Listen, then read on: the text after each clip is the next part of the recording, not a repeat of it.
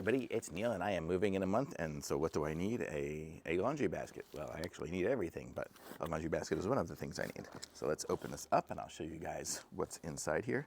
Sorry, I'm gonna do this a little bit out of frame because it's got some shipping label information on it that you probably don't need to see.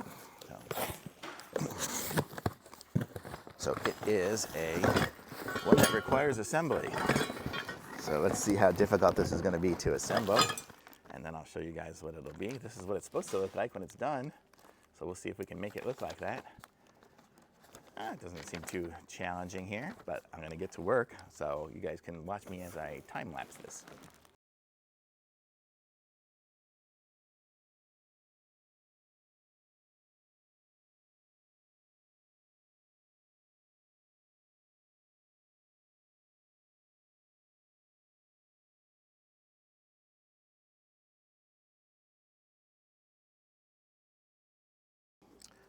Well, I've never seen such a nice laundry basket in my life. This is awesome. Look at this. It's got a huge pocket on this side here, and it can close up here, and it can Velcro closed right there at the little Velcro, so you can kind of keep it nice and neat.